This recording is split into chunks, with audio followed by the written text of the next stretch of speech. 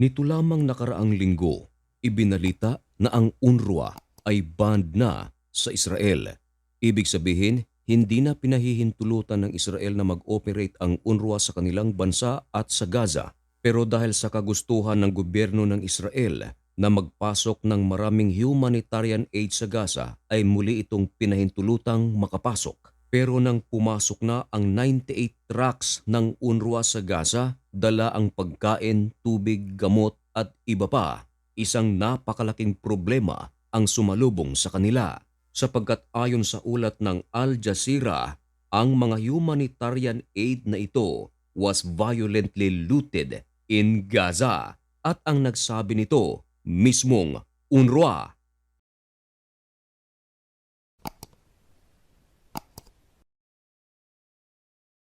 Galit na galit ang United Nation dahil sa isang balita na ang isa sa kanilang agency na naghahatid ng humanitarian aid sa Gaza na tinatawag na UNRWA ay hinarang ng mga armadong grupo. Walang nagawa ang mga drivers ng mga naturang trucks sapagkat tinutukan sila ng mga baril ng mga militanting grupong ito. Hindi na umabot sa destination ang mga humanitarian aid na dala ng UNRWA sapagkat ang mga drivers nito habang tinututukan ng mga armas ay pinwersa sila na ipababa ang mga humanitarian aid sa lugar na gusto ng mga militanting grupo. Mismong UNRWA na ang umamin.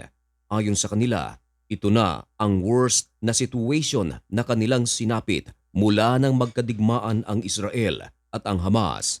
Aminado din ang UNRWA na sa mga nakaraang buwan sapagkat lampas isang taon na ang digmaan sa pagitan ng Israel at ng Hamas, merong mga pagkakataon na ang kanilang humanitarian aid ay hina-hijack ng mga militanteng grupo at may mga ebidensya sapagkat may video na mga naglabasan.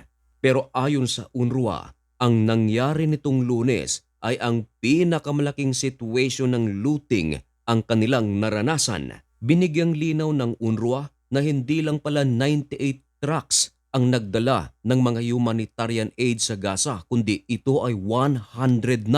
Dumaan ito mula sa Israel, partikular sa Kerem Shalom borders, papasok ng Gaza. Isa pang napakalaking problema mga kaibigan sabagat hindi lang ang mga humanitarian aid ang kinuha ng mga grupong ito, kundi maging ang mga trucks na pinagsakyan ng mga humanitarian aid nawawala. At isa pa sa ikinagalit ng United Nations, hindi malang pinatawad ang mga drivers sapagkat marami sa mga drivers ang binaril pa at ang ibang trucks na hindi nawala ay nagtamo ng napakatinding damage. Ayon sa pagsasalaysay ng spokeswoman ng UNRWA, pinagbabaril daw ng mga attackers ang mga gulong ng mga trucks at kasalukuyan raw silang naghihintay sa mga karagdagang reports ng mga casualties. Inundina ng maraming mga world leaders ang pangyayaring ito. Hindi raw ito makatao. Mismong ang mga Gazans ay galit na galit rin sa naturang pangyayari sapagkat ine-expect na ng maraming mga Palestino sa Gaza na darating ang naturang humanitarian aid. Pero isang masamang balita ang tumambad sa araw na yaon. Saan raw sila kukuha ng pagkain at paano nila matutustusan ang pangangailangan ng kanilang mga anak? Ayon sa representative ng UN na nagngangalang Miss Wateridge, nang balikan nila ang lugar na sana'y dadalhan ng mga humanitarian aid, nakita nila maraming mga tao ang nag-aaway at nag-aagawan dahil sa kakaunting harina na natitira. Meron namang 11 trucks na naihatid sa naturang lugar, pero napakakunti nito kung ikukumpara sa dami ng mga tao sa lugar na sana'y kanilang dadalhan ng humanitarian aid. Malaking tulong na raw sana at sapat na ang 109 na trucks na puno ng mga humanitarian aid. Pero sinamsam ito ng mga makasariling grupo. Nagpapasalamat naman si Miss Wateridge na kahit na ang gobyerno ng Israel ay nananatili pa ang restriction nito para sa huge amount of humanitarian aid na papasok sa Gaza, ay pinahintulutan pa rin sila na makapasok. Dala ang mga pagkain, flour, water at iba pa. Ayon sa ibang mga ulat, hindi raw malinaw kung sino ang may kagagawan sa looting na ito. Dito ang Israeli military ay hindi nagbigay ng immediate respond. Pero ayon sa Israel, Hamas ang may kagagawa nito. Nang hinga naman ng pahayag ang Hamas ay hindi rin ito nagbigay ng komento. Kayo mga kaibigan, ano sa tingin ninyo? Sino ang may kagagawan ng looting na ito? Hamas o ibang grupo? Hindi naman iniulat na ang may kagagawa ng naturang looting ay mga sibilyan sapagkat ang may kagagawa nito may mga armas. Ayon mismo sa UNRWA, linggo raw sana ipapadala ang mga humanitarian aid.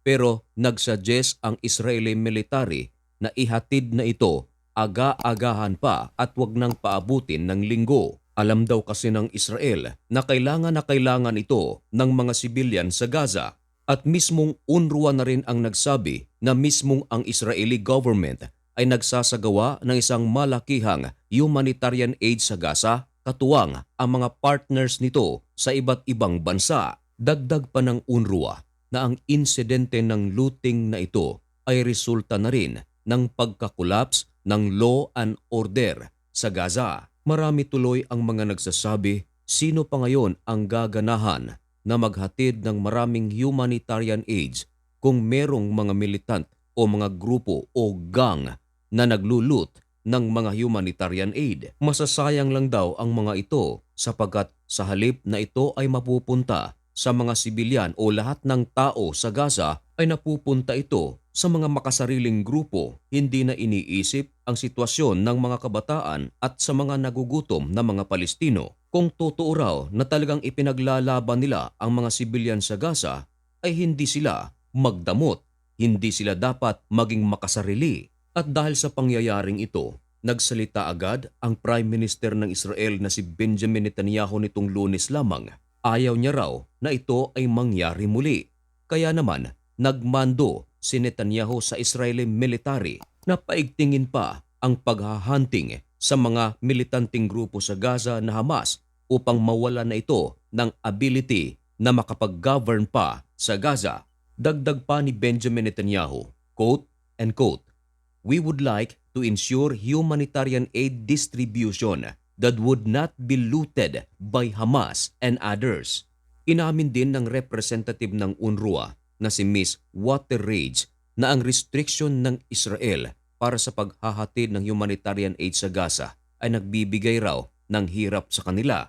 Pero ayon sa Israel, kinakailangan nila itong gawin upang ang Hamas ay tuluyan ng sumuko dahil sa matinding gutom. At ang looting na nangyari ay isang patunay na ang mga militanteng grupong ito ay gutom na. Kung kayo ang tatanungin mga kaibigan, naniniwala ba kayo na effective ang ginagawa ng Israel upang gutumin ang Hamas upang ito ay sumuko na? Ipaalam ang inyong mga opinyon dyan sa comment section at malugod ko po iyang babasahin.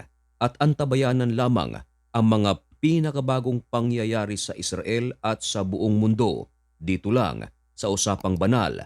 At upang maging updated ka, pasubscribe na rin.